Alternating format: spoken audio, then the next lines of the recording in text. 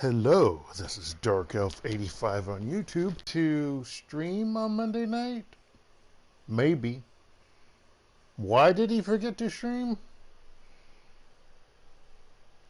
He forgot what day it was and just was really into trying to catch up on his Fallout 4 save that he restarted. Me, it's not a streaming night without you effing up, internet. Yeah. Man. Next. Of course.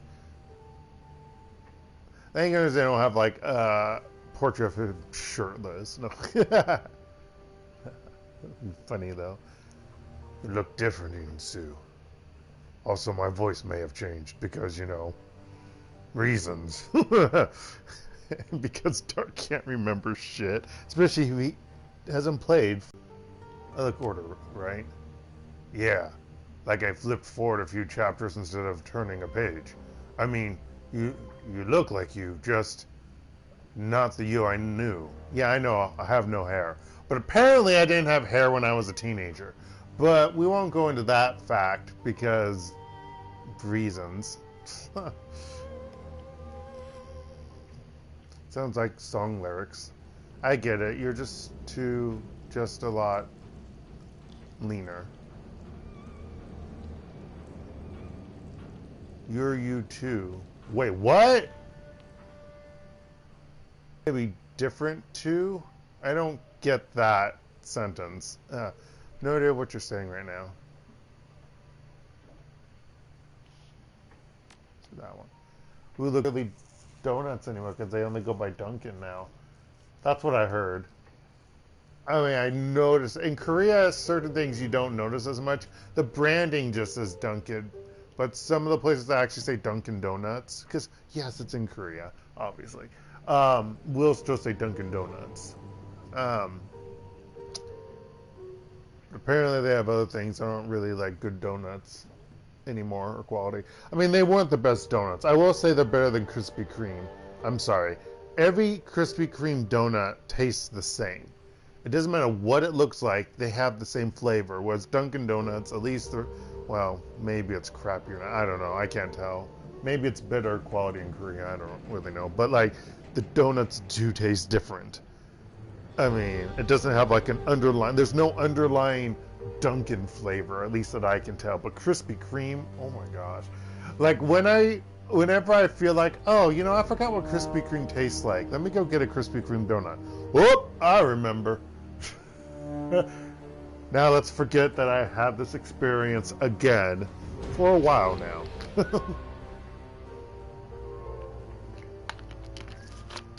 And then when I forget, enough time has passed, I go get a Krispy Kreme donut again. Okay. Oh yeah, sorry. Krispy Kreme's also in Korea. He smiles, his teeth are perfect. I guess I got tired of the whole running out of energy walking upstairs thing. Yeah. That's a thing. Plus, I needed to slim down it to get into the academy. And once I got my once I got off my ass and started exercising, you know, really exercising, found out that I loved it. Yeah, that I don't like. Well, you know what sucks? I wanted to exercise today.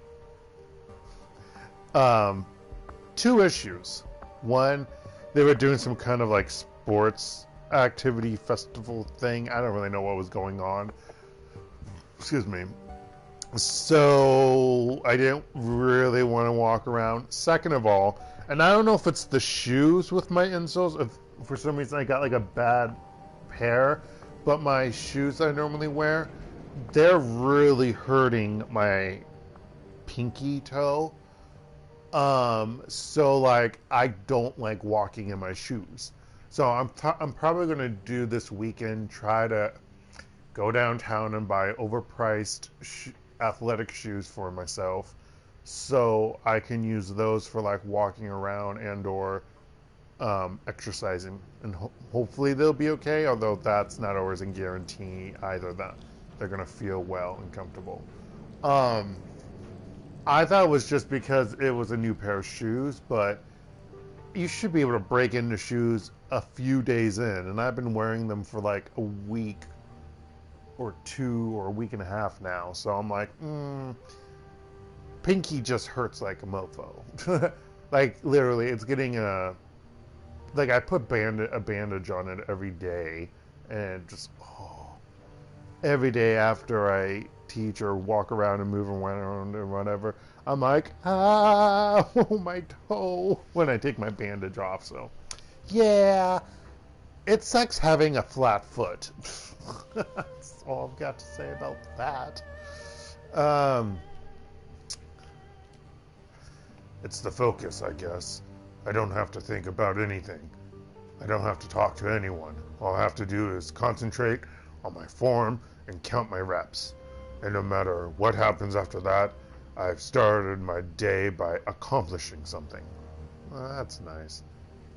I'm glad you have energy, Duncan. So what about you? He gives you a once over. How are you doing? Good, actually. This is the life I always wanted. Kind of pissed at Raymond for getting us into this whole thing. I'm a little freaked out. I don't know the city at all. I feel like an alien here. That's because you are an alien. An illegal alien. An illegal, sinless alien. Whoa, I'm an alien. And sinless alien. I'm an illegal, sinless alien in Hong Kong. And Haoi. Both. Not too good. Thinking about Raymond. But how you'd expect. Been better. Same as always. Kind of pissed at Raymond for getting us into this whole thing. Not too good. Thinking about Raymond. I get that. Me too. That's one of the reasons I'm moving through my routine. It helps me center myself. Still think he's alive?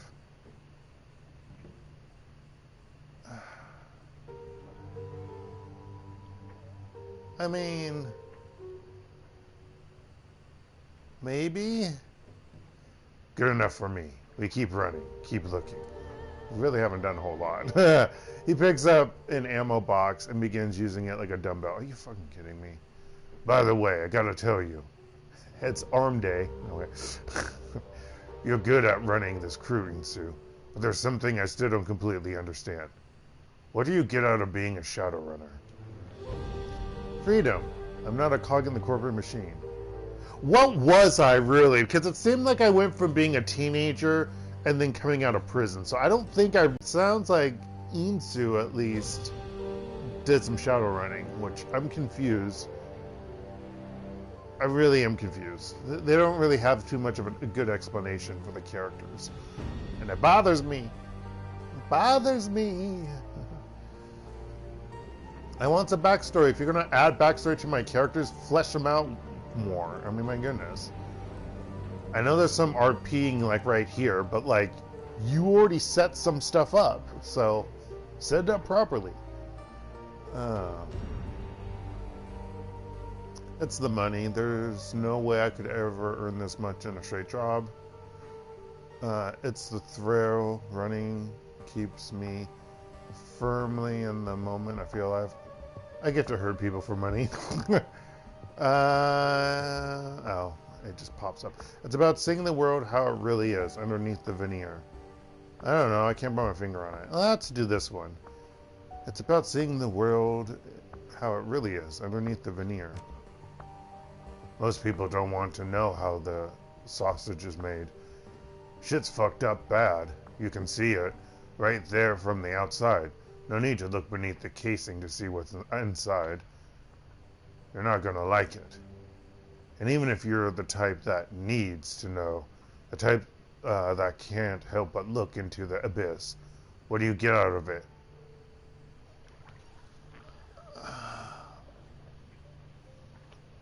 Cthulhu 2026. I'm trying to think, when is the next USA presidency? Odds are you get nothing but much shorter lifespan. The trade-off doesn't really seem worth it to me. And at the end of the day, what are you? A Shadowrunner. a disposable asset, sinless, slithering through the cracks of society, doing jobs that are too dirty for the corpse to do themselves. You don't even appear on a corporate balance sheet. You make it sound so unglamorous. I call my shots, take the jobs I want. Runners can be more than that. They can move their own agenda, fight the power. I mean, technically you should be able to fight the power as having an ID, but, you know. Let's do the last one.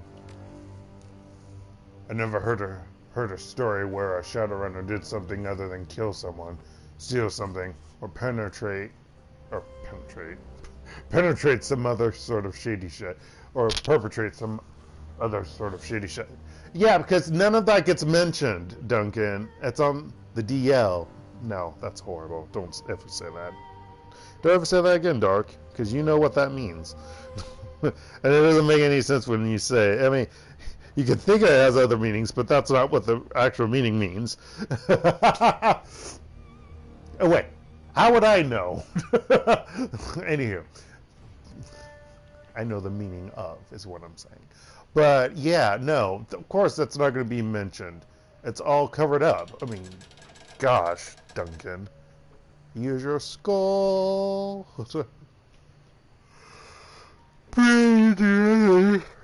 Excuse me. But good luck with that. Wu watches you, waiting for you to say something.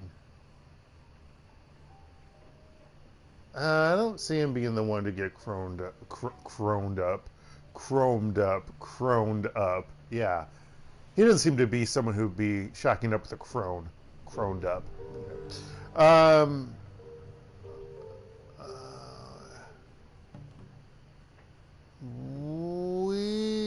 What do you think about that last run? Oh man, you remember that Megatron movie we snuck into that one time? The one where the mummy looked like the mummy took over Chicago? Yeah, I seem to remember that you kept your eyes shut through most of it. Tarim Reborn. Yeah, that was an old favorite. Not particularly. I probably fell asleep. That meant one. He nods. That's the one. Completely freaked me out. I slept with the dumpster lid shut for a week. What a pleasure it was to go on a run that brought back such hideous memories. Still can't believe that you made a deal with that thing. I mean, it was a mummy, Insu. You don't make deals with mummies. He cradles his head in his hands. Fuck, I can't even believe I just said that. I didn't know that Shadowrunners dealt with crap like this. Can't say I'm a fan, Insu. Not even a little bit. Anyway, enough about that. Need something else? I'll ask. You thinking about getting chromed up? What, cyber? He shakes his head. Oh my god, how many times are you gonna ask me that? Till you give me a satisfying answer. Oh, at least a couple dozen more times. You always have the best reactions. And I keep asking you until you show me some chrome. The middle one. Wu grins. His teeth are blindingly white. I told you one time I was thinking about it when I was 13. Why is 13 in parentheses? I understand one time, but 13? Let it go. I'm not gonna pollute my body with that shit. You? Never know. No, not for me. I'm saving up for something. Archetype mage. I'm a mage, remember? Chrome and magic go together like crude oil and peanut butter. Yeah, I guess you've got a point there. That's a good thing, by the way. Better to keep yourself whole and in touch with the world around you. I may not have magic, but I know that's true. I want to talk about you and me. He rests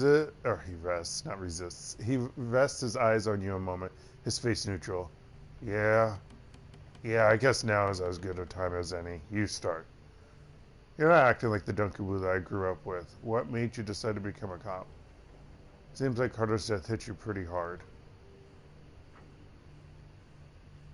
Let's do the first one.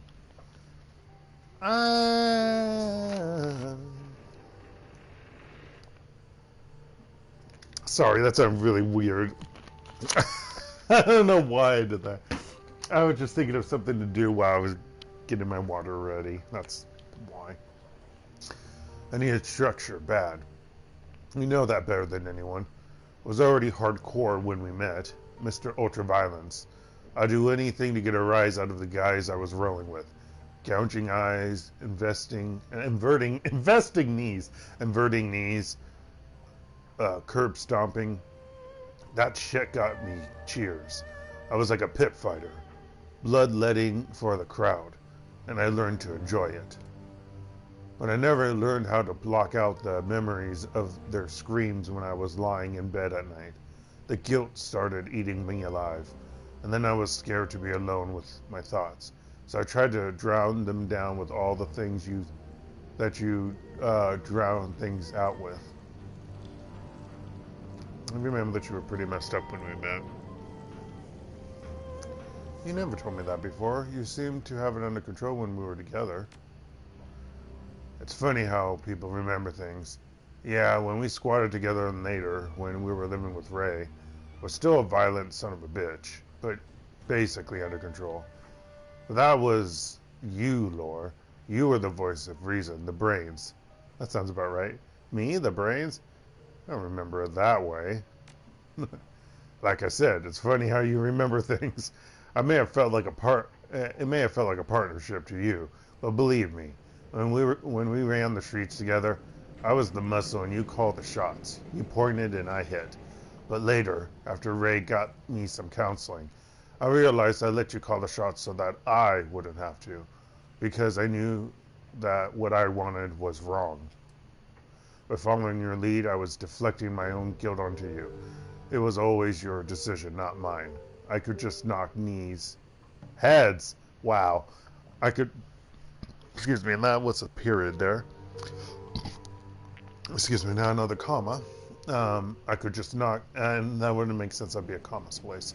I could just knock I did again. I could just knock heads and walk away clean. Don't look at me, I'm just doing what I'm told. Might as well have tattooed it on my chest. And then you left. Without you there, I knew that I was in serious trouble. The poster boy for anger management issues.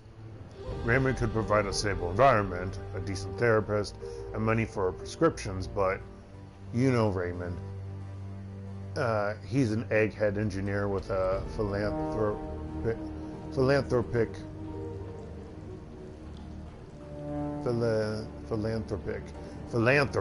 was like, I'm saying it correctly. I didn't feel like I was stressing properly there. Streak. Now the drill sergeant. And a drill sergeant was what I needed. I needed structure and discipline in a way that he couldn't offer me. I needed a cage to keep myself in line. So I found myself a cage made of rules and procedures and training. Lone Star. Raymond helped me with my application and provided a decent character reference. I got in and it helped a lot. Lone Star got me where I needed to be. And now it's all gone. And you're back. Seems like Carter's death hit you pretty hard. Wu continued stretching. Yeah, she was a good one. We were a real team. Joining Lone Star helped me in all sorts of important ways, no doubt about it. I really embraced being a cop. I studied my ass off, but no matter how hard I worked, I was never more than a model cop with a brutal streak. There were plenty of assignments that were perfect for a big, mean orc like me. Assignments that would have fed my need to hurt people. But I met Carter about a year in and she changed me. She talked about values and goals and priorities and constructing the life that you want to live. She was a real trip. She sounds wise. He pauses his stretching for a moment. Huh. Never thought about that word as a way to describe her. Wise. From an outside perspective, I guess you'd say that, but to me she was just grounded. She knew who she was, where she was going, and what got her there. Carter understood how the world worked, but compartmentalized it so she could focus on making a life for herself that made sense. She kept me focused. Wow, Dark. She kept me focused. When Raymond asked me to meet him in Hong Kong, I had a feeling I was going to wind up going off the reservation if I didn't bring Carter along. And now she's gone, and here I am. You only took a step off the reservation. You can choose to step back, too.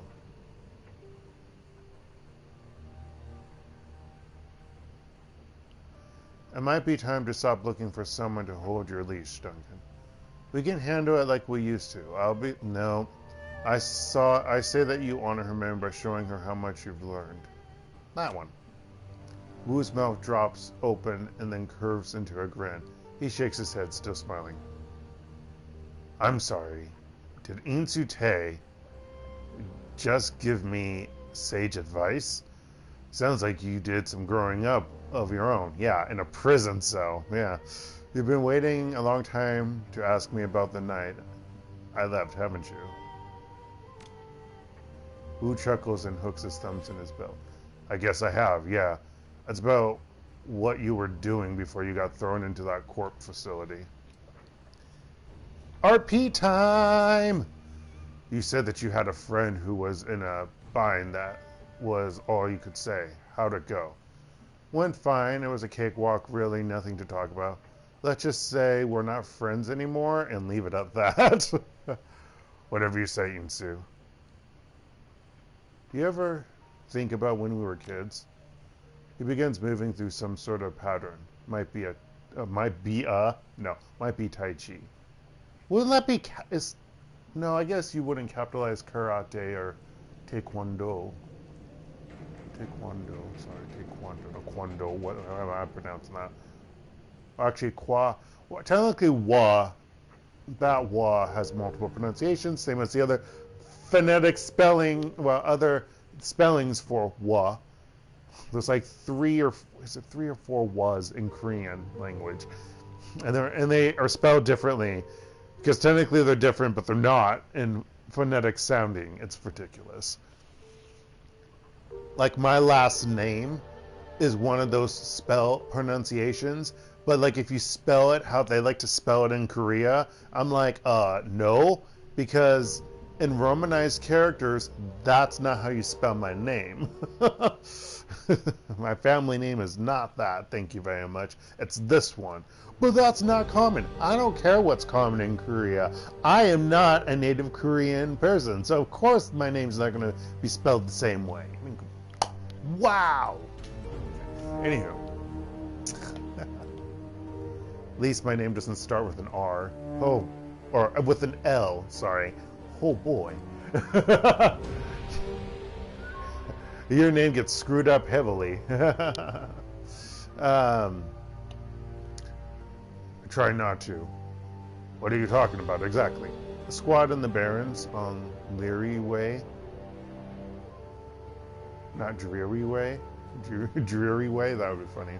The time before he moved in with Raymond and Mrs. Maloney. The old gang, Lockjaw, Double Tray, those guys. The time before he moved in with Raymond and Mrs. Maloney. Oh, the dark times. We're not exactly talking about an idyllic youth here, Insu. Sleeping in dumpsters, running from ghouls, fighting over scraps. Wu stops moving, drifts off a moment, no oft. That's a different word. And defending your territory.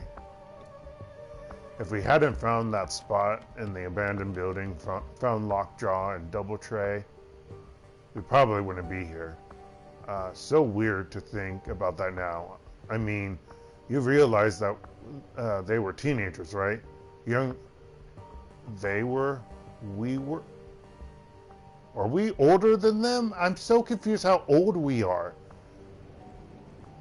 Younger than Golbit. They felt so old back then, but Lockjaw couldn't have been more than 17, tops. And Double Tray was only 13 when... Wu pauses again, lost in thought. Why were you thinking about back then? I miss the clarity of that life. Scrounge for food, defend your squat, watch each other's backs. That's a stupid no. Just thinking about that thing Double Tray used to say. I don't know. Guess I was thinking about anywhere but Hong Kong. Let's do the middle one. Wu returns to his patterns. He manipulates an imaginary soap bubble between his hands. Improvise, adapt, overcome. That's how you beat the street. I remember. I remember Double Trace saying that. It was while we were living between the Red Hot Nukes and the 162s. Oh yeah, that's a whole bunch of different gang names, I swear. Crazy ass dwarf anarchists on one side and flesh-eating ghouls on the other. Those are the days that you long for?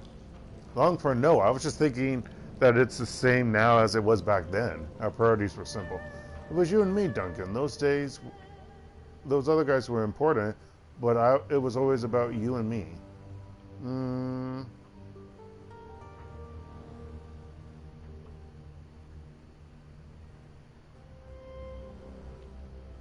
This is the last one. His raspy baritone fills the space between. Actually, probably it's not even bass because my voice doesn't go to bass range, so it is probably baritone. It sounds raspy. Let's talk later. Yeah, later would be good. Don't get me wrong, catching up is nice, but I'm not used to being as social as this. That's not my MO. That's one of the reasons why it was so nice to work under Carter. I didn't have to think and talk. We both appreciated long silences. Hey, if you'd rather I didn't come by anymore, I'll clear out then. Sorry, man. She seemed like good people. It's all good. She's gone, and I've accepted that. I guess it's just been a big day, is all. Anyway, good talk. I'll catch up with you later. They probably won't allow me to do the next mission that I want to do. Yeah. They probably will force me to sleep, which will annoy me. And I don't want to go to sleep. I don't want to go to sleep because if I do, then it will all F up. Okay. You know, game, I love how it's clearly easy to see where I'm supposed to go. It's not my computer. I forgot what voice gave her. Welcome back. Here to buy or here to chat?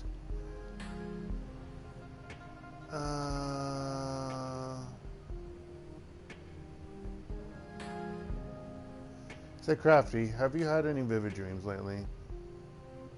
Her face is unreadable. Her eyes lock onto yours. As a matter of fact, I have, Lore. But we all get the occasion. Okay, isn't this the same? Yep.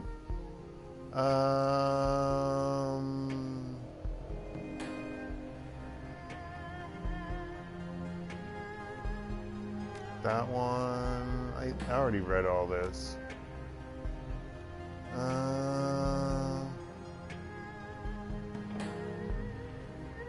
Sounds like an interesting person. Sure, she was interesting, but not praiseworthy.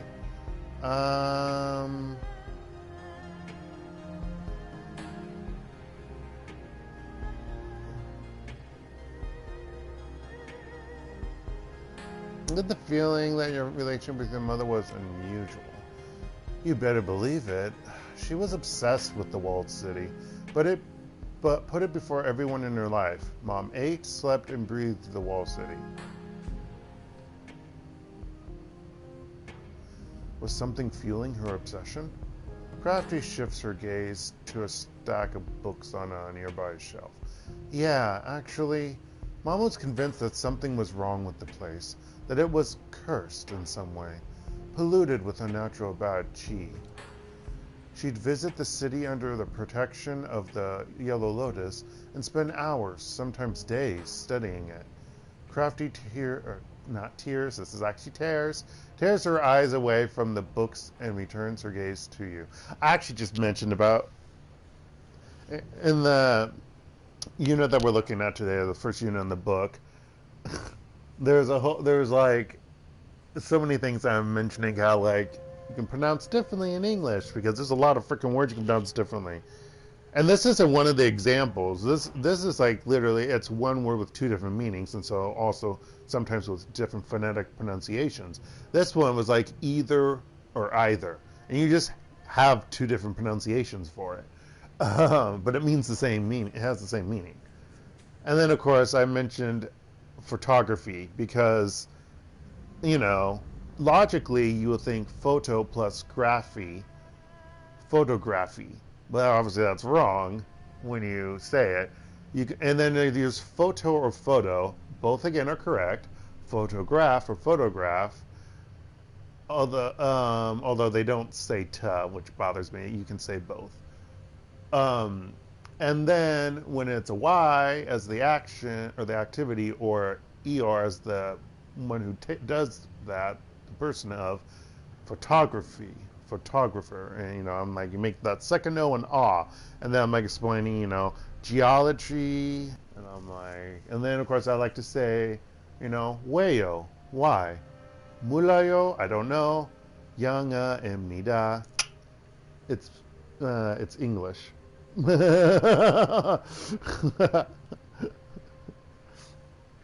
And I do it in that sing-songing type thing because it's true. English is a bastardized language. Because prior to that, yeah, I wouldn't say it was pure because I don't think there was a pure English. I mean, there was other forms, right? I'm not that well as a grammar historian, whatever you would call linguist.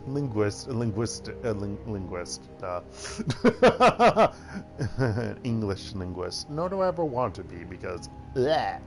But yeah.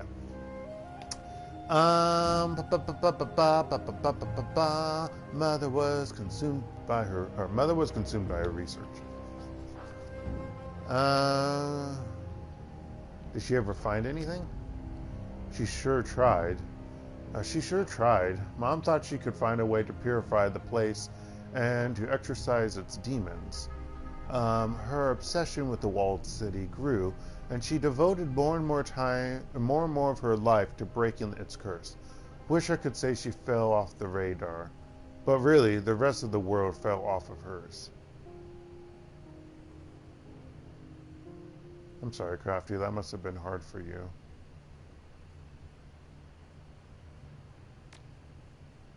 It is what it is, and here I am. Crafty gives you a warm smile.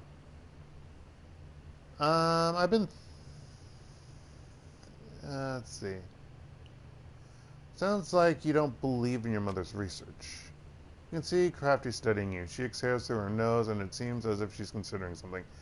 I know we've just met, Laura, but you have a generous ear. I don't mind discussing my mother with you as long as we keep the details between us.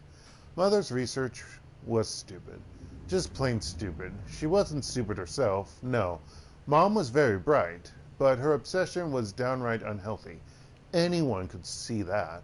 The walled city is a toxic place, home to dark spirits and astral influence, but Mom believed in a singular curse at the heart of the place. When you say toxic, what do you mean? No.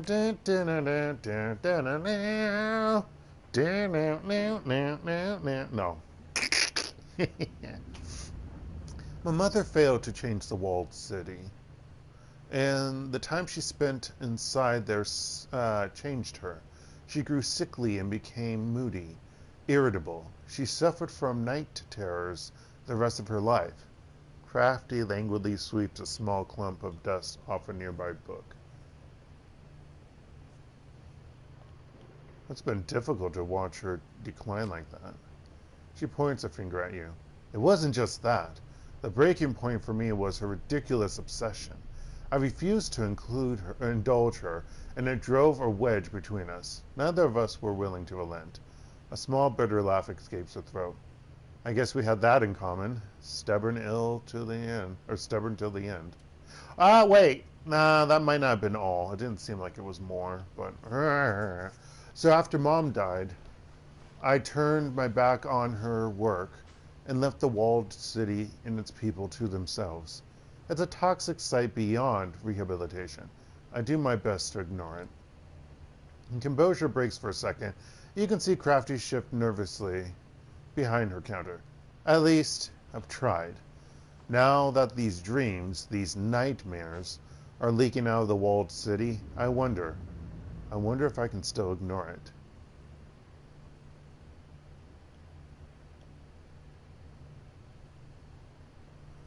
We always have a choice. You're right, but not everyone's choices are weighted evenly, and I just don't think I can turn a blind eye to what's happening.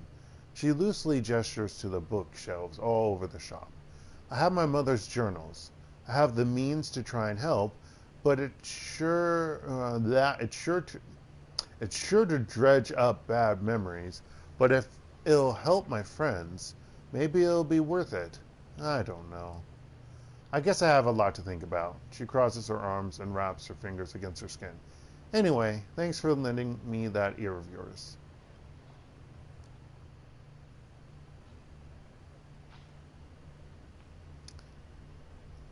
I've been thinking about the dreams. Can I ask you something? Go ahead. Why do you think they're affecting people outside the walled city?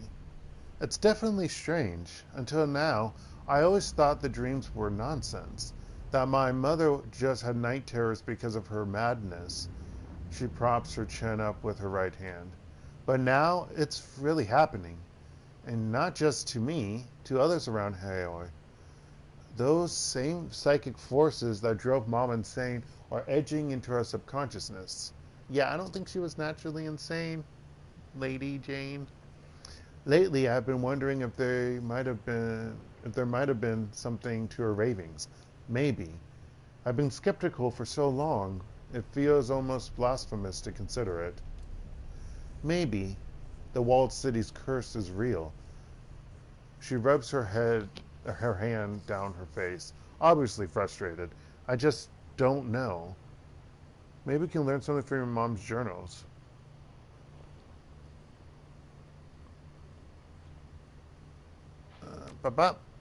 That's true, but my mother's notes are scattered all over the shop. Most of her research is scrawled in the margins of the books that you see all over the shelves in piles and stacks all of the books that you see on the shelves in piles and stacks all over. The clues we need to figure this out, the clues we need to figure this thing out could be in any one of these volumes, and there are thousands of them. About you or your mom. This is about everyone who's having these dreams, and you could help them all. But with the dreams reach spreading, can you really afford to let all this knowledge just sit here? I have a bad feeling about these dreams, Crafty. If there's anything we can do to get to the bottom of them, we need to take the opportunity. The top one. She sighs, straightens up. Yeah, I know what I have to do. It's just, damn, look at them all. She tiredly looks down the book she was reading earlier. Guess I won't be finishing this one anytime soon. All right, Laura, I'm going to get started. Now. But it'll take time. The House of Five Phases is jammed from floor to ceiling with books, and any one of them could hold valuable information. Check in once in a while, and I'll share my findings with you.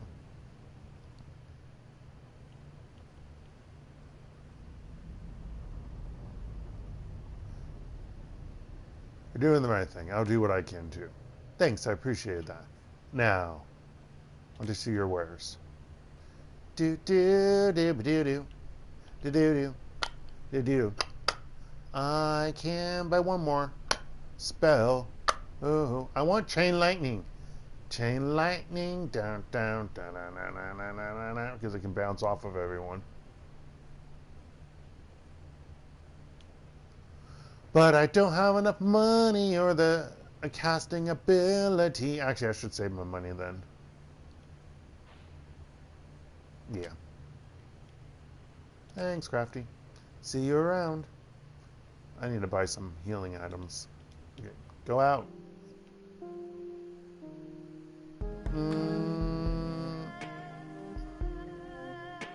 still gotta talk with it. Talk with everyone. Do I have to click on them?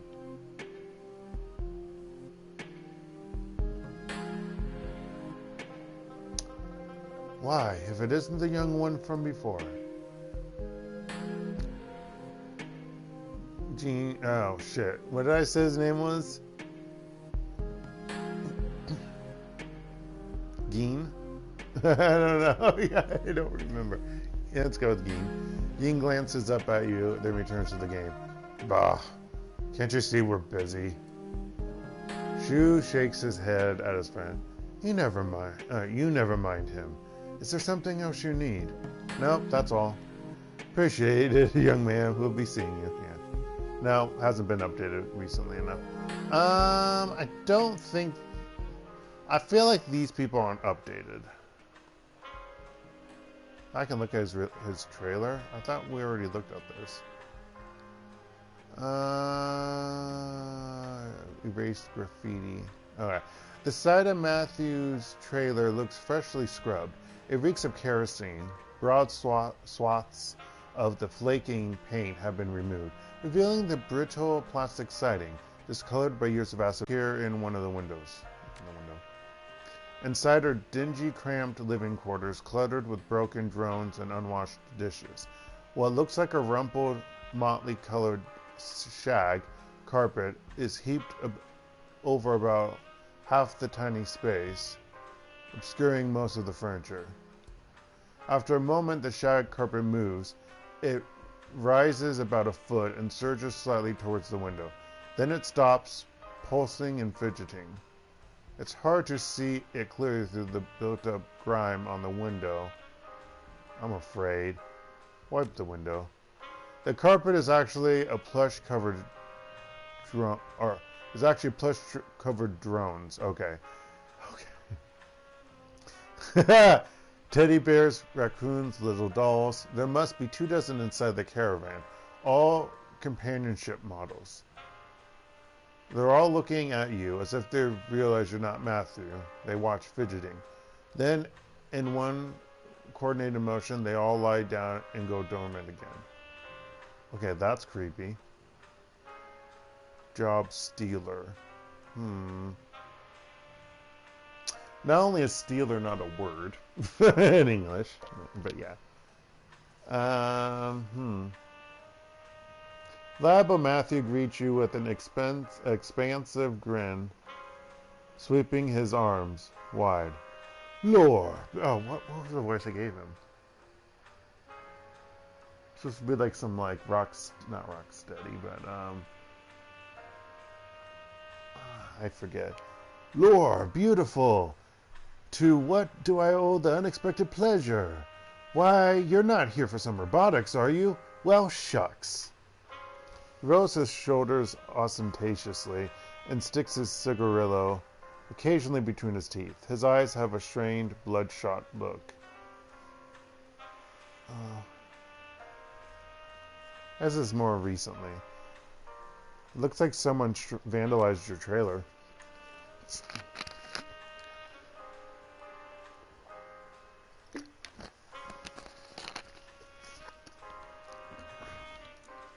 Which is funny that they say, why I would ask, how do people in Hawaii feel about drones when Maximum Law sells drones? No way, he doesn't. He does tech stuff. Well, no way, drones are tech, but that's rigger stuff, so not Decker, you know. Okay, sorry, I got that confused. Ah, what? You mean the paint? That's just some neighborhood kids. Good kids, having a lark. I nearly fell over laughing when I saw it this morning. Oh, sure you did, buddy. What exactly are the drones you sell used for? Just about everything. They're helpers to metahumans in all sorts of useful ways. Drones cook, clean, carry messages, lift heavy loads, tend to delicate tasks. Why, drones can even care for the infirm and provide companionship to children. Excuse me. Matthew taps his temple with his finger, meaningfully. Think about it, beautiful. All the boring, dangerous, painful jobs that people used to do. The jobs that drones do now. You know, raising your own children. He glances around at Haoi and up at the walled city looming above. Despite his bright eyes and gleaming smile, his voice sounds almost thoughtful. I wonder if he got suckered into being here or got trapped here. Because, seriously. Because of mechanization, we don't force workers to breathe as many chemicals in the refineries. We don't make teenage girls pick silk cocoons out of boiling water. Not anymore. Drones help us. He shakes off his passing air of seriousness, clamps his cigarillo in his teeth, thrusts his hands in his pockets. They're really something else, ain't they? How do people in Haoi feel about drones? How do people here feel about drones? Why, they love them. Just about every household that can afford drones has drones here. You sure you don't want to try out this little UC2 tarantula? It's a great entry-level personal assistant. Reliable Matthew smiles wildly, but at the edges of his mouth twitch uncomfortably. Drones free people to the tasks to take skilled jobs. They make the economy more efficient. No. And drones give poor people services they couldn't even afford otherwise. They have to be able to afford the drones. That seems like counterproductive in my opinion. Why would someone call you a job stealer? No idea. Drones are job makers. No, they're not. He waggles his cigarillo at you. I know what you're thinking, Laura. I think it myself. Drones take jobs. No, you don't. That's a salesperson speech if I ever did hear one. Car salesperson speech. Well, medicine takes jobs from undertakers. People eventually die, sir. Doesn't matter if we age progressively. People die. And also, people die randomly at other times. There are a whole lot of things that involve for people dying that undertakers can take them, or whatever their term now, because undertakers so, oh my gosh. But no. People die all the time, sir. And so are drones. Take jobs from people who used to crawl through filth to feed their families. Oh, did I say sower? I meant sewer. Sower is not a word. That's tailor or seamstress or whatever other term. But yeah, sower. Actually, no. Is it a word? If it's a word, it's not for a person. Anyway. He holds his hand somberly over his heart, and his voice deepens. When you see a drone messenger or maid, it's easy to think, that used to be a person. Could be. But that person can do another job now, and they can have a drone themselves. Everyone is better off. Why? Matthew's voice rises. His smile wrinkles painfully around the edges as he carries on enthusiastically. The same people who call drone dealers job stealers often themselves come to me for... Matthew suddenly shuts up. His smile gets even more waxy. Hey, let's not get all wound up about this stuff. It's too cheery a day for running off in our heads. That's not right, but oh well. I didn't finish the paragraphs or the lines, so I don't know exactly how that probably. Wow, Lore, just smell the brisk spring air. Oh yeah, that I think is the thing. I won't mention it, but I think that's the whole issue with, well, there's multiple things with this guy. Needless to say, but yeah. He inhales deeply through his nose, drawing in the fetid reek of the polluted river and the sodden heat of monsoon season. Blech. This tropic is fascinating. Really or topic, not tropic. This topic is fascinating. Really fascinating. But, I've got to get back to work. Shall we walk the lot? I'll be not... I notice you have a lot of drones in your trailer. Reliable Matthew smiles serenely at you. Drones in the trailer? Oh, I think I have a couple in there. Probably ones I'm fixing. A couple, there must be at least a dozen. Looks like a full play plan to me. Never mind, let's talk about it. Probably. The repair work must take forever, or whatever I just said. Gotta keep them running. They need to work if they're going to work for me.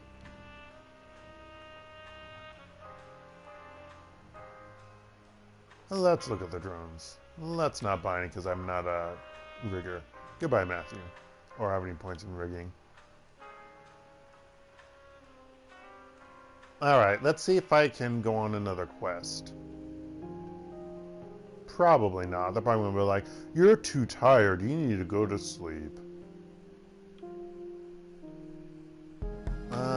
F that guy. Ah! Stop getting caught on things, Dark. Dark? Dark! Did I tell you, Dark? Stop it. Let's see if I can continue. Bam, bam, bam, ba-dum. Head to one Poyer garden to discover who's killing. Actually, first, let's do a save.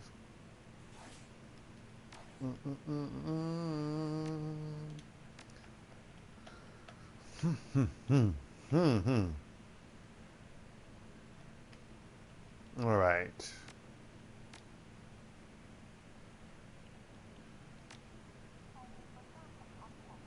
I can. Good. I was going to be annoyed if I couldn't. We're going to take...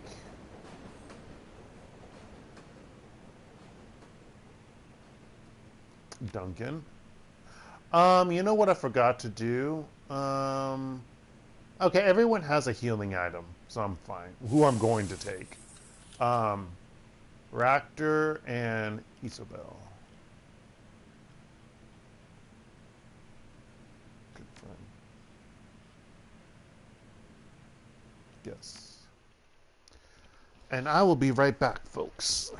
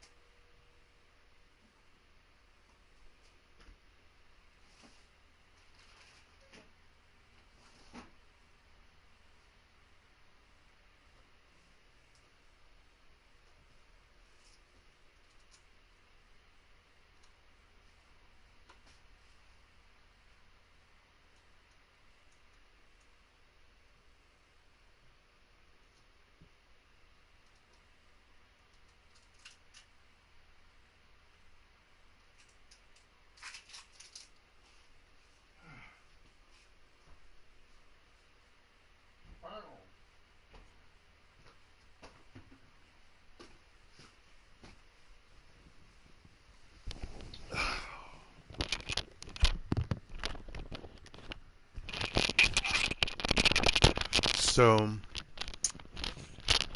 after getting some more information from my colleague, who went on Monday to renew her visa, and getting some help from my counselor, because that's someone who I can rely on to help me with stuff relating to work. I think I'm okay with what's going to happen tomorrow when I renew my visa, but you never know. I can still get fucked up. And it really frustrates me. I don't want to harp too much about it, but it really frustrates me that I have to rely on other people and people who are not related to my work to help me with something work related. Man, it's kind of shitty. Anywho, Outsider. Wampoa Garden, a carnival of chrome and neon, rife with every manner of technology and artifice one can imagine. So I'm also expecting China pop, Hong Kong pop. No, yeah, HK pop. No, okay. The entire area has the feel of a night market, save that chips are sold in lieu of steamed buns, and vendors hawk the latest drones rather than folk art. Something stalks these streets, hiding just out of sight. It stalks the Wampoan elders, the leaders of the band of tech-savvy squatters that have claimed this neighborhood as their own. Oh, I remember bits of this. I mean, I know one major thing, but I remember, like, parts of this story in this quest. The smell of ozone and fear, and those Wampoans you pass in the MTR station have a haunted, furtive look in their eye. While the killer has struck only the elders thus far, it may only be a matter of time before ordinary residents are menaced as well. Alright. Why do I have this shit? Oh, I have the mummy's talisman. That, you can sell it. Summons the spirit of a long-dead sorcerer. The fetish is consumed when you... Can I still... Ooh, I don't know if I can use this, because this looks like a talisman. I might not be able to use this. We'll find... Yes, I can't use it. No. That's bullshit. Interesting that's only one though, but yeah, I can't use it. Sad panda. Also, who is this? Me? Oh, yeah. Oh. Sure, I'll add that spell. Did I find that spell?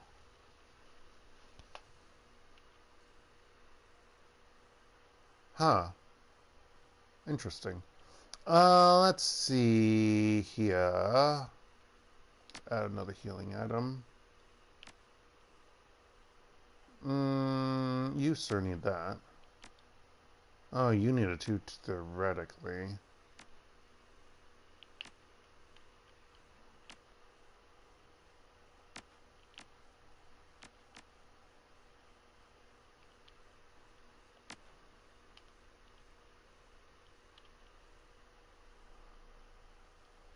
Okay.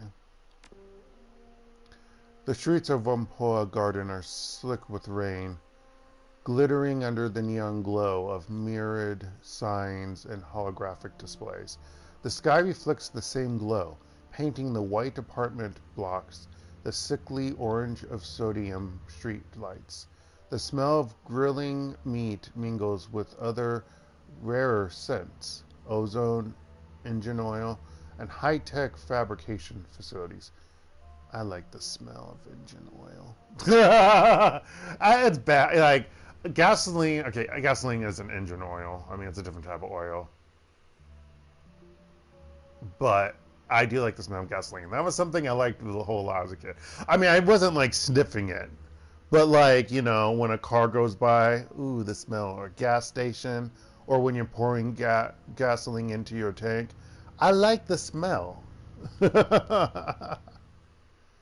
Same as, I like the smell of rubber cement. I didn't sniff it. I didn't eat it.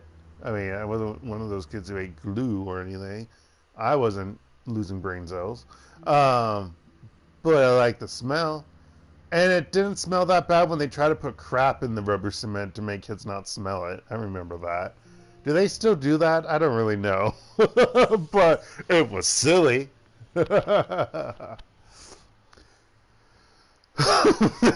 Sorry, I was coughing into a laugh. Despite the hour, there are plenty of people out and about. You can hear the calls of street vendors and touts. And touts? I don't know what that means. Is that like vehicles with the people talking or loudspeakers? Oh gosh, those are annoying in Korea. It's always about like produce too. Well, produce and other goods, like food-related goods. It's urging people into their stores. Isabel wrinkles her nose, scowling darkly. She wraps her arms tightly around her chest, staring off into the distance. Is there a word for feeling nostalgic for a place you can't wait to leave again? I don't miss this place, but I miss the feelings I had when I lived here.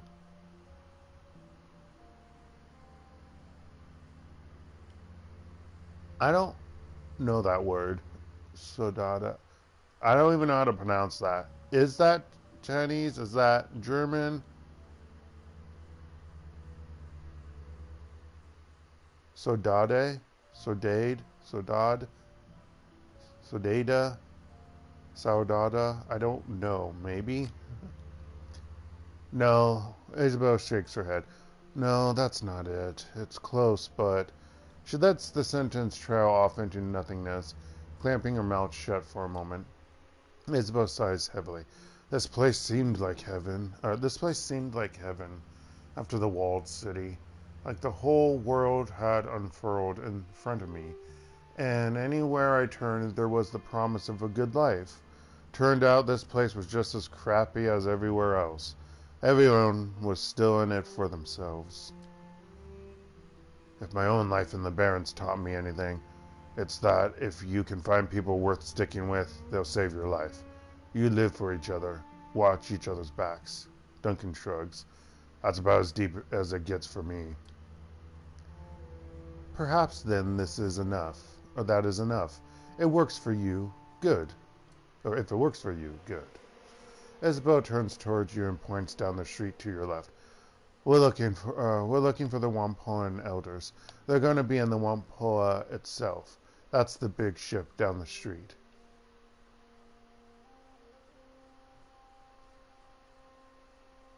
I've seen pictures. It looks like a yacht. Isabel nods, lips pursed. That's the one. Kind of hard to miss, and it's been a fixture since late last century. These days, it's just a squat. Shops are family affairs, not corporate ones. Is there anything I should know about the Wampoans? They're all tech heads, tinkerers, and self-taught scientists. Despite the fact that there's no formal education system, everyone here is pretty smart. They apprentice kids to skilled workers so they can learn a trade. Elder Gao taught me decking, and I left after she got brain fried trying to crack a Mitsuhama network. Elder Eep taught me to shoot. He should still be here. Come on, let's go see what they have to say for themselves. It's in shadow. Heard he's not just dead, he's been all cut up. What else? The elders don't want anyone to go inside without their permission. It must be pretty bad in there. What else can you tell me? Nothing else. Okie dokie. Anything up here? I don't know. I just don't feel safe here anymore. anything else? I know where I'm supposed to go. I don't want to go there. You better find someplace indoors to sleep. Yawn. The streets are dangerous lately. Thought Jan was one of the other people, but apparently not. Maybe it's me. Does that mean stranger? Outsider? I don't know. Anything over here? No.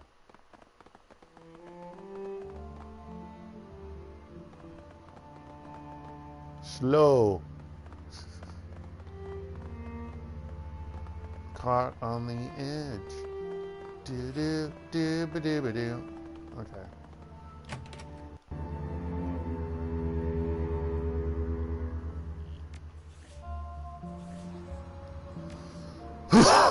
Excuse me.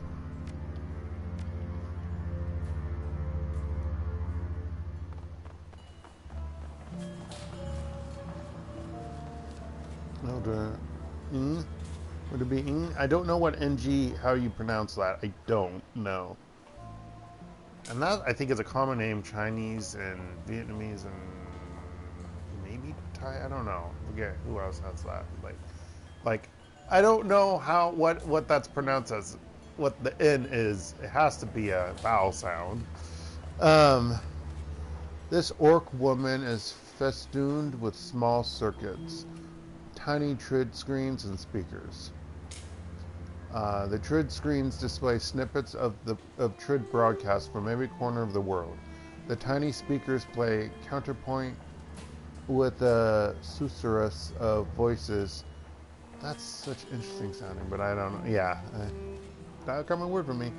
Like would it be like a plethora of voices? I assume, like just, or loudly or something. No. I need to look that word up. Speaking. Spirithiel. Don't know that one. I assume these are all. I mean, I know the last two are real languages. I assume the first one is. I just don't know it. Punjabi, Kazakh, and other languages. Her expression is haggard, and she fidgets with her fingers as you approach. Welcome to the Wampoa, my friend. I'm Elder Ing, and these are Elders Tong and Eep.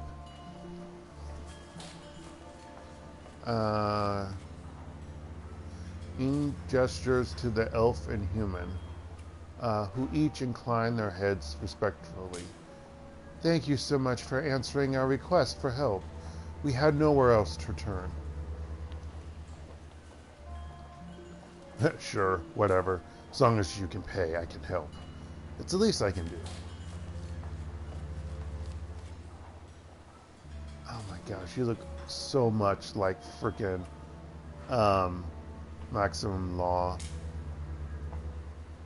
Oh shit, I forgot to talk to Maximum Law before doing it. I meant to talk to him because he has some dialogue. No! I don't want to redo it. I don't want to redo it, but I'm going to. I'm going to so much. God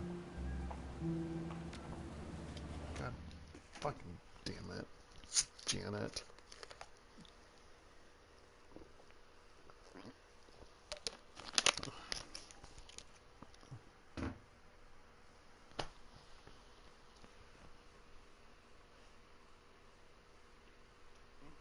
I love how you still have PDAs in this year.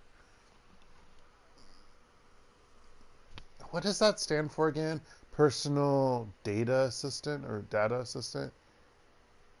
Isn't it something like that? Which technically a phone is a PDA when you think about it. It just has more functions. A smartphone, I mean. Well, even a cell phone, because we didn't have cell phones back. Some people did, but it wasn't like modern cell phones / even smartphones. But I would argue a smartphone is more closer to functionality of a PDA because of obviously taking notes easier. I might as well talk to him too. Don't forget to talk to Maximum Law. Don't forget Dark.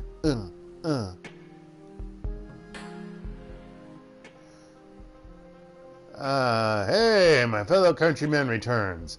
You want some chips and dip? Help yourself, it's on the engine block. The spider drone walks past you carrying a biohazard bag with a severed arm in it. There's a big Sahara Combat League race tonight. Everybody's coming over. You want to come? No, I bet Kindly's keeping you busy. I forgot what voice I gave him. You're from the UCAS Midwest. How'd you land in Hong Kong? Ambrose bites one of his nails and regards you with a hint of suspicion. Well, that's a long story. And he's supposed to sound like a mob boss. That's what I forgot. Because he's from Chicago. Well, that's a long story and kind of personal. It involves some jobs, a girl, a real good reason to leave Chicago, a whole shit ton of guns and money. Guns and money were involved? Sounds like a good story. Shadowrunning? Chicago. Are you following the news of the quarantine?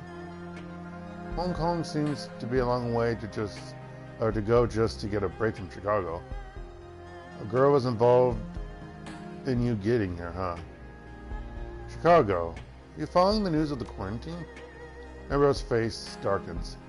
Yeah, I am. It's a terrible thing that just happened there. My old hood is inside the containment zone. A lot of good peeps locked down behind that wall. COVID-19 is too real. No. So that was not a thing when this game was made. Supposedly it's insect spirits, but it's being covered up. Oh! That's related to the first game. Okay, yeah. I don't have Shadowrunners, so I can't do that.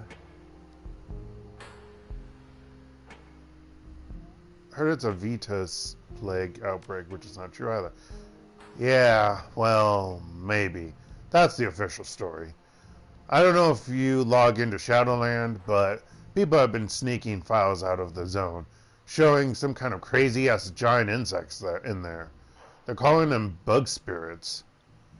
Ambrose shakes his head sadly. Spirits, I'm not sure which is more scary.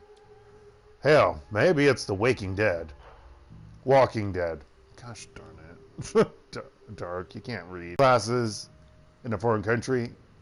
Yeah, you add that up. Okay. It's just not uninterested students. It's uninterested students who also sometimes can't understand you. There's something to say there. Hell, maybe it's the walking... I already read that. Think about it. You've got at least 4 HMHVV variants. I think it's only a matter of time until we get zombies. Ambrose gives you a nervous shiver. The nearby robotic arm trembles briefly.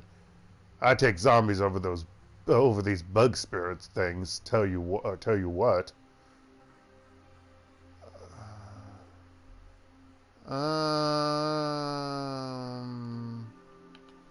Hong Kong seems like a long way to just go get a break from Chicago. Ambrose smiles, but there's a steely look in his eyes. Sometimes the guy just needs a change of scene. Okay, that's to get to the chase. You're Shadowrunning, right? Yeah, stuff like that. Ambrose smiles. He seems to warm up a little. I was a hardcore vehicle rigger back then, before Johnny Law cracked down on road rigs. Man, those were the cowboy days. Freaky as hell, but great to remember. Ambrose gets a wistful look in his eyes. Also, probably before you ended up in a wheelchair, I assume, probably, and only having like a part of one arm or something. We'd rebuild trucks and shops, reinforce the frames, bolt armor on, mod the suspension with vehicles, with robotics, with vehicles, vehicle upon vehicle upon vehicle, driving right through the front windows of buildings, then bash aside Lone Star cruisers on the way out. Good times. Let's not have Duncan hear anything about this. You do that in Hong Kong, you get auto barricades and a missile enema. Crying shame. Missile enema. Jesus. Anyway, need to get out of Chi Town. Spread my wings. So Chi Town, that's Chinatown, right? Okay. Nearby spider drone fidgets. You know how that goes. No, Chi Town, Chicago. Wow. Oh, girl involved you're getting here, huh? Yeah, there was. He shrugs awkwardly as if to make light of it. His voice has a hint of strain in it. That's a story for another day. Hey, it's grand digging up the wreckage of the past, Lord, but time's wasting. I left Chicago. I landed in the Kong. After a while of running the Kong shadows, I landed here, in Chrome Alley. That's really the gist of it. Now, we'd better get back to earning a living. Show me your services. I love how cyberware is above medical supplies. I'll take the V8 engine and a box of chocolates. What the fuck? No. I assume that's a joke. Maybe. I don't know. I'm not buying anything.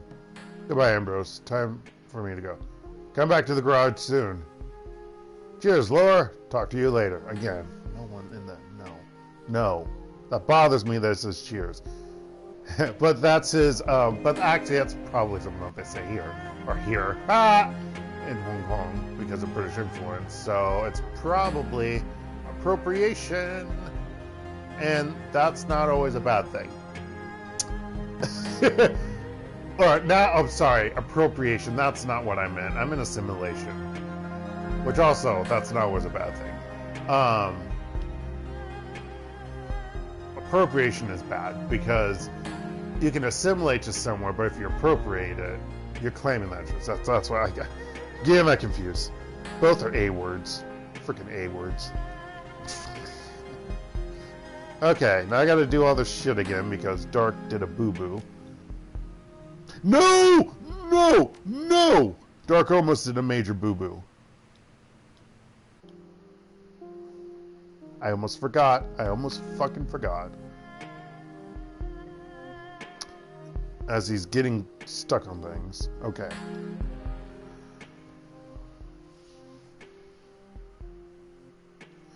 Yo, Lore! Welcome back to the palace. You got anything interesting to tell me today? He looks at the heap of wearable computers, PDAs, and chip decks on his nearby workbench. Because I got nothing but fixing hair curlers and debugging old ladies' PDAs. I swear, I'm gonna die of boredom. Do I've got metadata for him? I guess I did. I did. Yeah, I did. Yo, tell me what you've got. The network runs on information. The recent heist at the Emperor's Tomb Museum.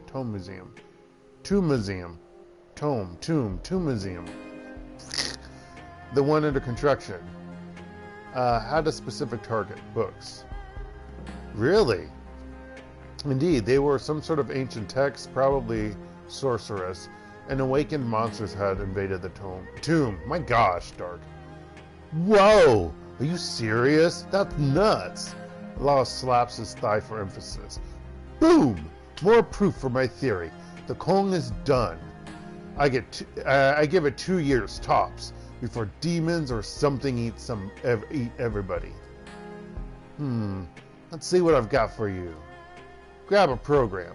Here's my surplus stack. Lau grabs a nearby bin and slams it down in front of you. Check this shit out. You know what? Gosh darn it. I didn't check when I was playing earlier when I was getting Isabel. I didn't check what she has. And I forget what all these do. I think she has all these. Let's just take Sniffer. It's a pleasure handling meta with you, Lore. Law beams happily. A little meta is like a fresh memory defragment.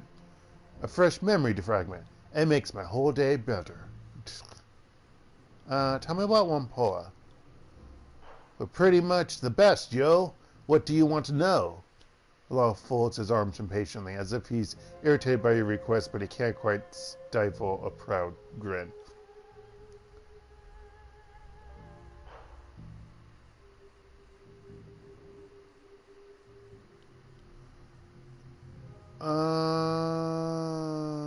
Let's see. Just tell me about the tribe generally. Who are you guys? Law smirks. You really are new to Hong Kong, aren't you? We're the Neo Matrix Collective. We run the Hong Kong Data Haven and the Kong Shadowruners. We are the Kong Shadowruners. Outside the corporate nets is the rest of the Kong. And in those shadows, you will find threads of golden light, like a vast spider web, that carry information. Those golden threads in that web is Wampoa. Law gives a curt, viral nod. Viral nod. Sorry, viral. Jesus. My buddy Rad Storm wrote that. Pretty wicked, huh? Are you in the poetry bash? Oh, Anyway, you're bleeding edge on the path to the singularity, or we're bleeding edge on the path to the singularity. We're doing things no one else is doing anywhere, except maybe Denver or Tokyo. Our homeland is the Matrix, and we're building a society of truth and expertise and information. You seem very outspoken, less modest than many Hong Kongers. Is that tribal? I am more outspoken, yo. I don't need the meta-space rituals. Modesty is inefficient. I can read. He shrugs dismissively. Is that a Wampoan thing? For those of us who are most, No,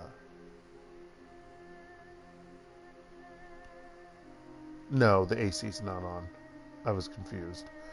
Is that a Wampoan thing? For those of us who are most dialed? Maybe. We're post-cultural.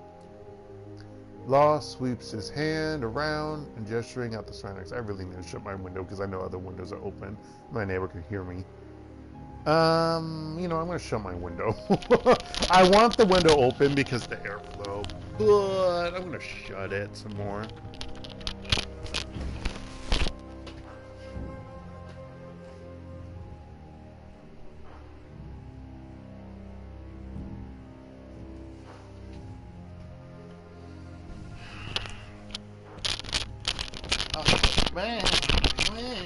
I'll have a crack open.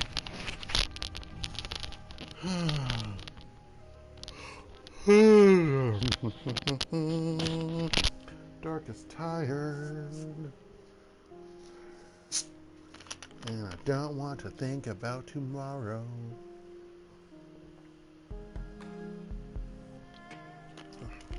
But their knowingness of going to the immigration office because it's a pain in the ass. Even if it won't be a whole lot of pain, it's still a pain in the ass. Whoa, whoa, whoa. Pain in the ass. It's like what's going to happen when I go back to the USA to visit this winter vacation. I have to switch my license to where my parents live because that's the default address I'm using because I don't own anything in the USA, yo. So I gotta change my driver's license to the state they're in. They went from Nebraska to Iowa, so gotta get a new license when I get back. Excuse me. And hopefully that will go smoothly, as long as my parents, assuming they still have my birth certificate, because that will be important. Excuse me, my burping from. It's mainly because of my sparkling water. Not really my dinner this time. I guess you could burp from popcorn and potato chips. That's not a good dinner, I know, but meh.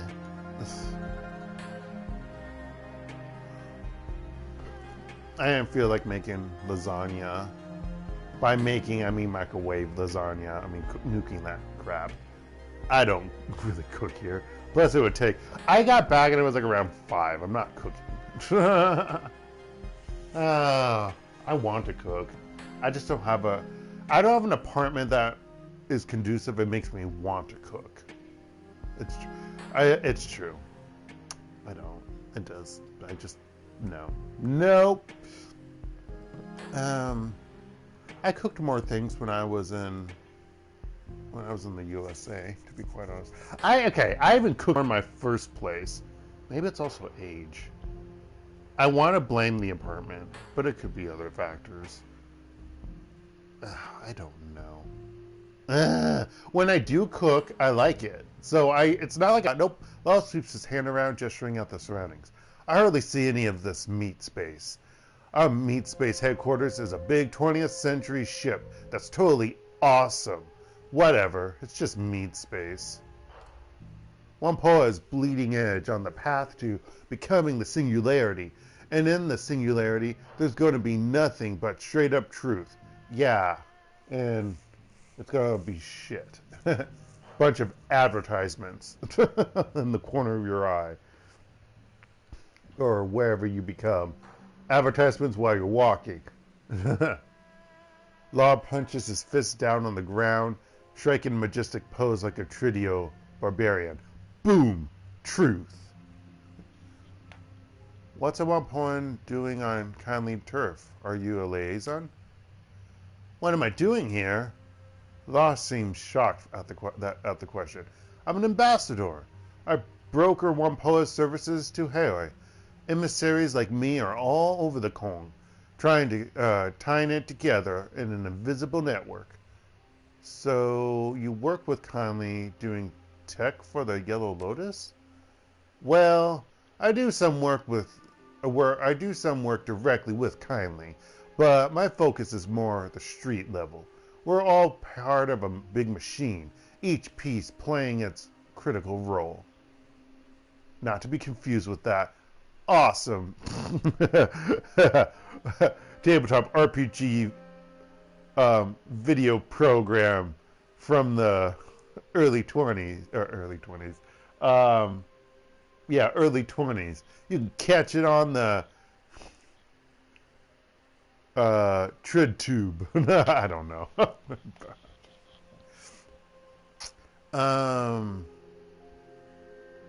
Let's see. As is so with any highly involved machine. So you're just a little cog in the big machine, huh? I want to say that, but no. Sounds like you're entry level. As is so with any highly involved machine. Exactly! That's why nobody messes with Whampoa. Boom! Okay, his boom is ridiculous. I really wanted to hear someone actually voice his lines, because he would be a hoot. Does Whampoa provide any technical services for Hong Kong Spore? Sure we do. We run pirate networks. Our services are way more than most ordinary people want, though.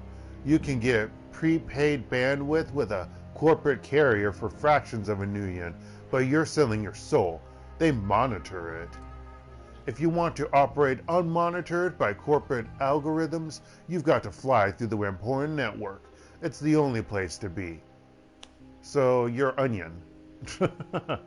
Or any other stuff. Or a VPN. I don't know. But yeah. Well, pawns are coders and deckers for criminals. Is that right? It's probably not, but we're going to go with that. We do tech for anyone in the Kong, outside the corporate umbrellas. Anyone can use our networks. If they pass our vetting and can pay for what we bring. Law speaks without a shred of irony. Yeah, it's kind of ironic, buddy. It's mostly the extra legal element that needs our skill.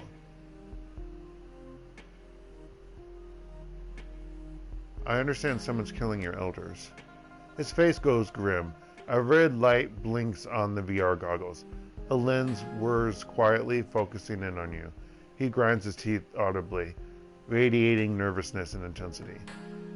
Yeah, shit's crazy. Full on medieval. No, don't use that phrase. Don't use that word. Stop it. rifles my feathers. Raises my hackles. Can't talk about it. It's a trouble matter. Controlled information, right? We're gonna solve it. That's all outsiders need to know. Actually, I've been contracted to help the elders stop the murders.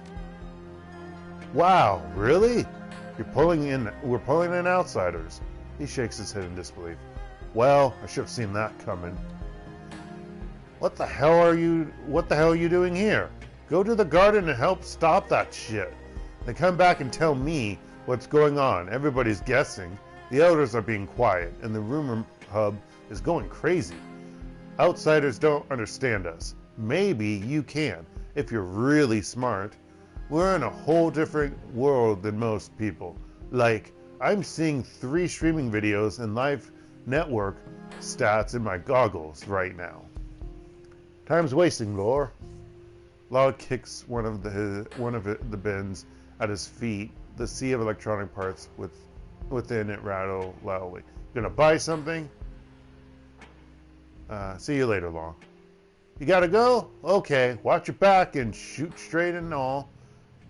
Law grins at you and dexterously flashes a hand sign that Shadowrunners give each other in holovid shows. I got things to do too. Okay, I know, it really wasn't that important that I talked with him, but it's nice. Also, I like getting stuck on shit. I was joking, game.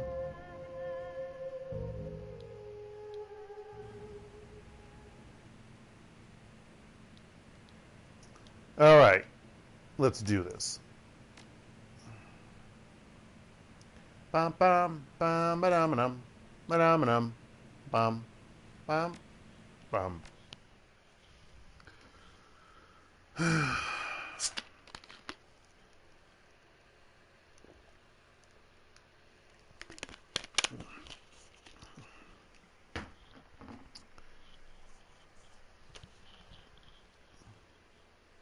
It's not really a tip. Telling you in-game mechanics is not a tip. Telling you what you could do with in-game mechanics that's unique or special or, you know, that's a tip. I don't think you understand what tip means, game.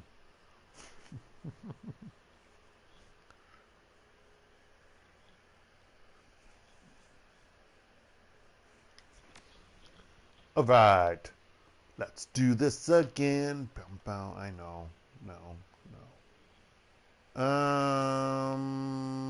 Ba-doo-ba-doo, boop. Ba-doo-dum, bump.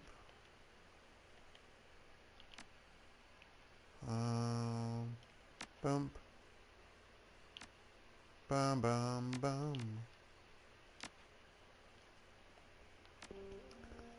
Ba-dum. Da-dum, da-dum, da-dum. Bum, bum. Bum, bum, bum, bum. Okay. Da-ba-doo-doo-doo. People are talking around here. Oh, they talk when you get close to them. I get it.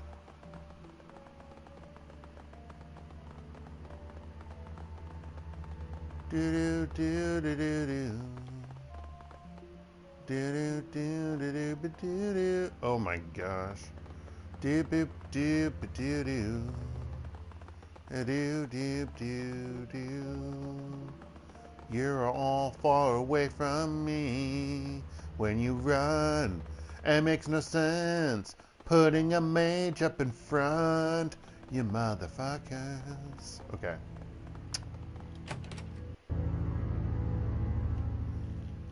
Do a save again. Saving over outside.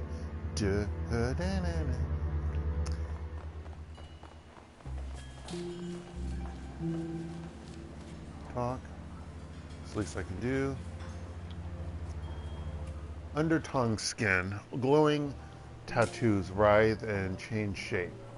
Tigers become cranes and move on to dragons. We're under threat. One by one, we elders are being hunted by some monster. As you may have noticed when you arrived, there's been another killing just tonight. Eep crosses his solid chrome arms. Holographic readouts dance constantly over their surface, displaying, displaying diagnostic information about their state, operating temperature, servo pressure, and a variety of other minutiae. He looks past you toward Isabel. The prodigal daughter returned once more. I didn't expect to see you back aboard the wampum in my lifetime, Isabel. When you disappeared, Elder Yetund was very put out. I'm glad you're still alive. When you chose to walk your own path, I was disappointed, but I still understood why you had to leave. Eat pauses, tasting the air as he chooses his next words with care. I hope my lessons have helped you prosper. Didn't expect to be back either. Work takes you places, though. Isabel shrugs. A moment later, she places a hand on her pistol. Eyes trained in the on Eep's shoes. Unless that's not his name, that's like a, no, that doesn't make any sense. I don't cart this around for fun, Eep. The lessons kept me alive. Isabel blinks several times and then looks up at Ing, her expression clouded. Ah, she's the one that got killed. Where's your Tund anyway? I expected her to be here. Ing shakes her head sadly. She reaches out a hand toward Isabel, who shrinks from it. She's dead. So are Gon and Nakamura, and Tong was killed just last night. So much blood. You have to stop this from continuing. Isabel's expression remains impassive, but her knuckles grow white as her hands ball up into fists. That's what we're here for. We'll stop the killings. Thank you, Isabel. Ing lifts a hand, wiping away tears from her eyes. What can you tell me about the murders? They started 2 weeks ago. The first to go was gone. We found him in his apartment, eviscerated. Ing swallows, grimacing at the painful memory. He'd been torn apart. His head had been ripped completely off, and most of his skin flayed away. There was so much blood it took us a week to clean out his apartment. Tong nods, running his palm over his forehead. The rest have been the same. Always at night. Always dismembered. Let's see. Each scene is like a nightmare. And every time, nobody has seen anything. It's like a ghost. What happened to Tong? The same thing that happened to the rest of the victims. Evisceration and dismemberment. We sent a guard to keep people out of his shop, but he'll let you in. When did he die? Sometime earlier tonight. He'd locked up his shop, but he stopped by to ask him about some skill chips he had. The door was unlocked, and inside, Ing lifts her hands helplessly. She opens her mouth, but no words come out. Seeing Ing's inability to continue, Eep takes over. Inside looked like a bad horror sim, just like all the other murders. It had to have happened after sundown, because I saw his shop was open when I was on my way to get some noodles for dinner. Why didn't you call the police? The Hong Kong police force isn't welcome here. They've tried to force us out several times before, or come hunting for someone to pin a crime on. We do a lot of favors for local gangs and triads, handle the Matrix security, fix up their gear, and make sure they have access to the Hong Kong Shadowlands hub. We're too valuable a resource for them to lose, so they protect us when the HKPF or anyone else decides we're an easy target. They handle our physical security, and we make sure to send the message via the matrix. The last time the HKPF made trouble, we started airing the systems chief's dirty laundry over the TRID. They got the picture and backed off. Have you made any enemies lately? Shrugs helplessly. Not that I can think of. We keep to ourselves. We buy and sell technology. We're not mercenaries or criminals. We're merchants and deckers. And even if someone was cheated in a deal, this kind of response is unthinkable. Whatever did this, it wasn't human. The violence and savagery, it's a monster, whatever it is. Plenty of metahumans are monsters too, and just because it's horrible doesn't mean it's supernatural. What do the 1 elders do? Which has nothing to do with what we're here. Isabel snorts derisively. They make the rules and kick people out who don't obey them. They're a bunch of petty tyrants, that's what. You're being unfair, Isabel. Our laws are for the good of the community. Tong turns to address you. We keep the Wampoa and its residents safe. We review trade agreements with outsiders to see if they're good for the community. We provide a guiding vision, like a town council. I can respect that. Rules are made to be broken. You people are really weird. I can respect that. I'm glad you understand. This community is fragile, and the authorities bear us a lot of ill will. A single misstep could spell our end. I am the invoker of I'm the invoker of sprites. I commune with the spirits of machines, ask them for blessings, and pass those blessings on to the people here. I heal the sick and ensure the feng shui of our inhabitants are good as it can be, given our confines. Excuse me. She's a shaman, that's all. She's just got some kooky spin on it.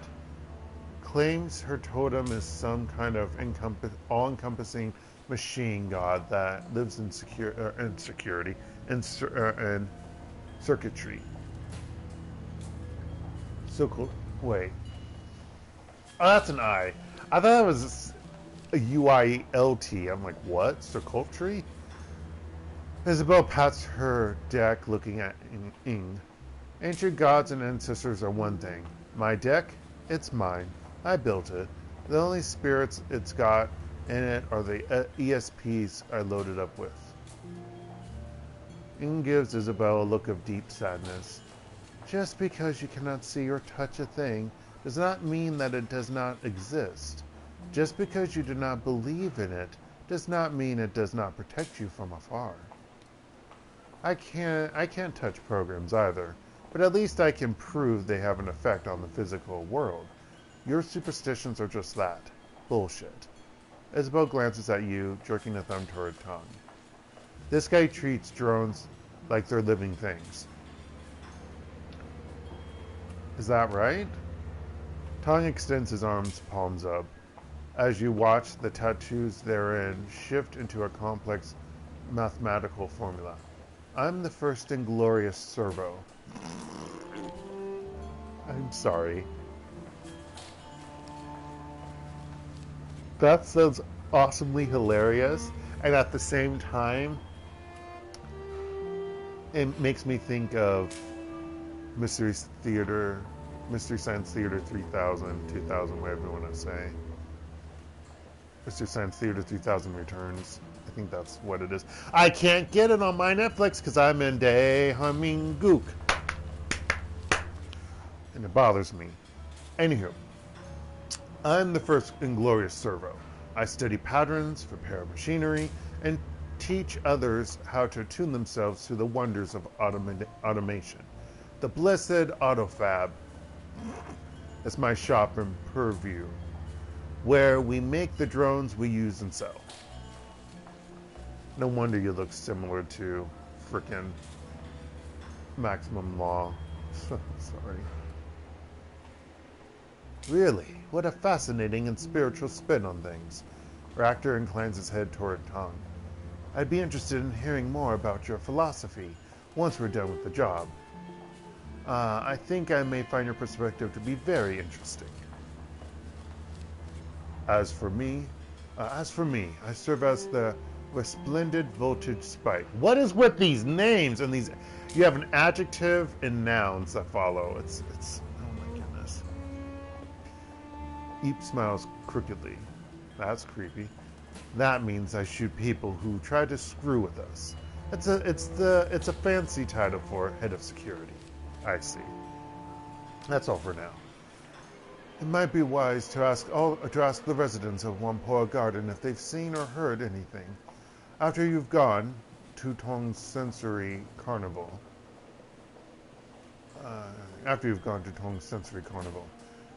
They may have seen or heard things we have not. Good to know. Meet with the Whampoa elders. Investigate Tong's Sensory Carnival. Search for the killers in Whampoa Garden.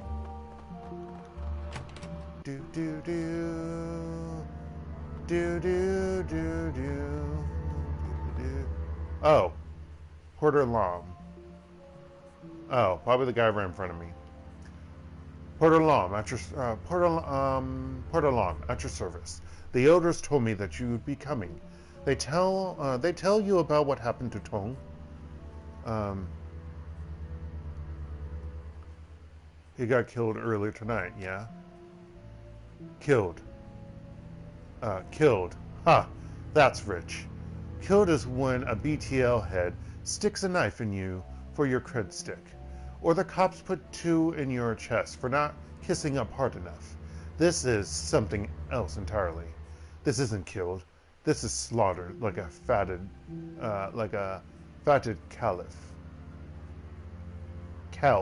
calf. Dark can read, he swears. Watch yourself. It's a goddamn mess in there.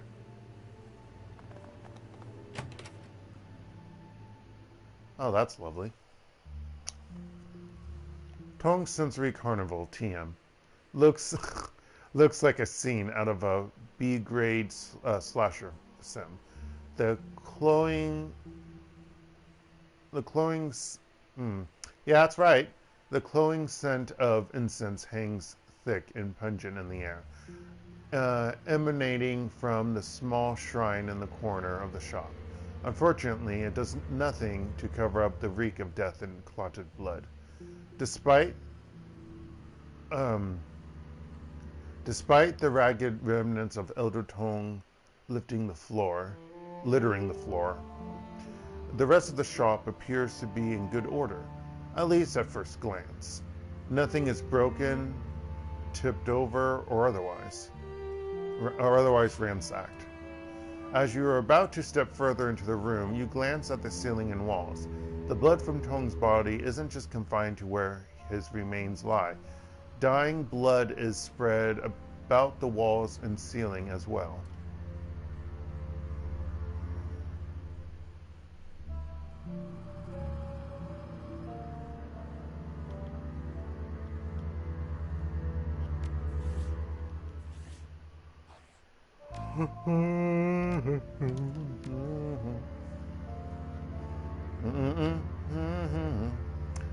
Tong's body is a ruined mess. The destroyed ruin of his face is barely recognizable. I just realized, yeah, he's dismembered. Oh my goodness. And what is left of his body would best be described as savaged. All of his limbs have been torn off, and a pile of flayed skin lies next to the remnants of the Whampoan elder. The Whampoan's clothing has all but been reduced to rags and tissue by cuts and tears, apparently sustained during the flaying.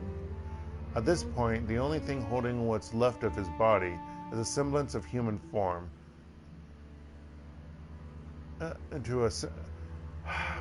this point, the only thing holding what's left of his body into a semblance of human form is the hair-thinned fiber optics on his cyberware. Isabel's face twists into a disgusted grimace and she turns away. Looks like someone dropped him into an industrial meat grinder, almost. Except they brought the grinder with them. Who the hell kills like this? Someone with a highly evolved need for ritual murder, I suspect. This manner of pathology is not seen in sane individuals. Ractor gestures at the body passively. Look, part of him are missing. Curious. Examine the body. Aside from the tremendous trauma the body suffered, there's no evidence of a struggle. No subdermal bruising marks the muscles, aside from torque points where the limbs were torn off. The coagulation of blood in the body's lividity marks the time of death between 2 and 4 hours ago. The knife marks seem more methodical than they did at first glance. There's been no care to try and preserve the skin as any kind of whole, but it was removed in a fashion similar to filleting a fish. The path of least resistance. What's more, some edges of the flayed skin are ragged, as if cut by a claw rather than a sharpened blade. There's also a deep razor cut. Nope, there's also a deep razor sharp cut to the base of Tong's neck that doesn't match any of the other wounds. His spine has been severed between the 5th and 6th cervical vertebrae. The wound is consistent with a single blow from a sharp-bladed weapon. Given the trauma across the rest of his body, this is almost certainly the first wound he suffered. Man, don't use the wrong words. That's to sever him or to have him paralyzed so he doesn't feel anything else. It was a quick death, probably. Curious. That corresponds with the lack of bruising and signs of a struggle. Nothing's been knocked over or broken. It seems like he may have been caught unaware by a knife or sword attack. But if that's the case, why the terrible mess? If he was dead, there would be no reason for the blood to be spread so widely. Bleh. Spell casting or conjuring. Use astral perception to assess the body. Taking a deep breath, you allow your senses to expand into astral space. The colors of the room bleed away, replaced with the vibrant lights and emotions of the spirit world. Surprisingly, no emotions of fear or anger pervade the room. The abiding emotion the room is steeped in is one of perfunctory satisfaction, as if someone had accomplished an important task. It would seem likely that Tong was surprised. If he was not, it would be certain that you would feel lingering fear within the room. You mean he didn't see it? He didn't see it coming? Maybe we're dealing with an assassin, not a monster. I'm okay with that. I understand assassins. Monsters, not so much. Leave the body alone. Bloody wall. The walls are covered in splattered and smeared blood, most of which has hardened into a crusty, congealed paste. Thick tracks of it run laterally. It looks like the blood has been deliberately smeared. Hey, Lore, I don't know a whole lot about science or all that, but I know what blood looks like when it hits a wall. This isn't natural. Somebody deliberately smeared blood all over these walls. See how it looks like it's got paint trails? That's because somebody used Tong's parts like a brush. So they painted his walls with blood? Why? Do I look like a psychologist to you? Maybe because they're a freak. Maybe they're one of those sick serial killers that sees their murderers as art? I got no clue. All I know is what normal blood looks like on a wall, and this ain't it. Some people have a bad grasp of art. I knew this guy in Kwangtung,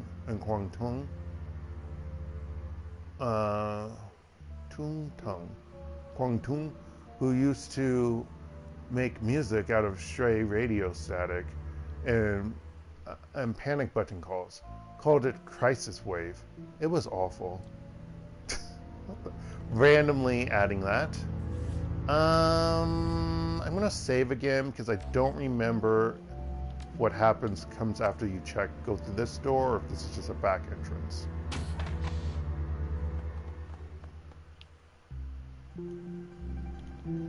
Okay. Search bathroom. Tong's bathroom is immaculate and the drains are tiny. Whatever killed him didn't exit through here. Desk safe. Tong's desk drawers are open and the safe that's built into one side has been opened. There's no sign of tampering and the green light next to the word unlocked is blinking. Whoever opened the safe did it with a key fob. Inside are silver blank cred sticks, but no sign of any with money on them. I won't pull an elder with no money in his safe? My ass. Somebody cleaned him out. Probably grabbed the key fob out of his pocket. Simpsons editor. This is a Yamaha. Wait, Yamaha is still around? I swear to goodness. This is a Yamaha 95,000. Actually, that's correct, Dark. V Simpsons, a device for mixing and mastering Simpsons chips. Several drive bays are empty, and all of the chips are empty. Chip jacks are empty. The screen is flashing repeated error message. Warning, requested files cannot be found. Please return drives to bay and try again. Have Isabel debug the Simpsons. Isabel rattles out some commands on the Simpsons keyboard, stepping away after a few seconds with a look of satisfaction on her face. There. I put the drive warning on suspend. It's in diagnostic mode only though. Maybe we'll learn something, maybe not. Yamaha Sim OS 5.23 System diagnostics check. Memory, okay. Drive, error. Assist bus, okay. Beginning core dump. Please wait. The long debug spew that scrolls along the synth's screen is filled with numbers indicating recent files, play lengths, keyframes, and assist peak levels. Based on the numbers you're seeing, Tong Simpson has been hacked to remove the peak control levels from the chips he's been burning. The required operation to make BTL chips.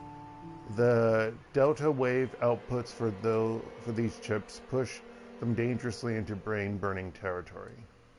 The file catalog for the high peak BTLs indicates all the files are burned chips should be stored on the missing drives and whatever was in the empty chip jacks.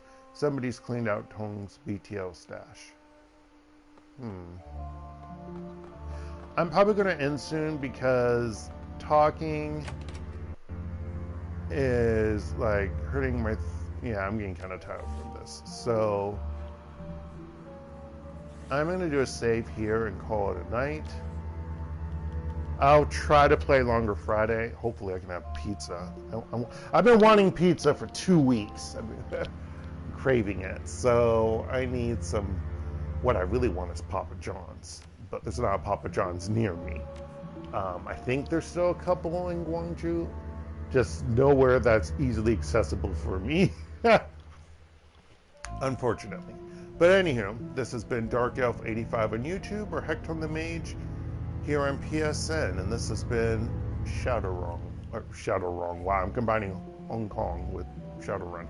Shadowrun, Hong Kong Extended Edition. I'll tell you all Friday how my lovely trip to the immigration office went to stay. And I was about to say to stay an illegal alien. To stay a legal alien. Anywho, have a good rest of the day, night, or anywhere in between. Stay safe out there, folks, and goodbye.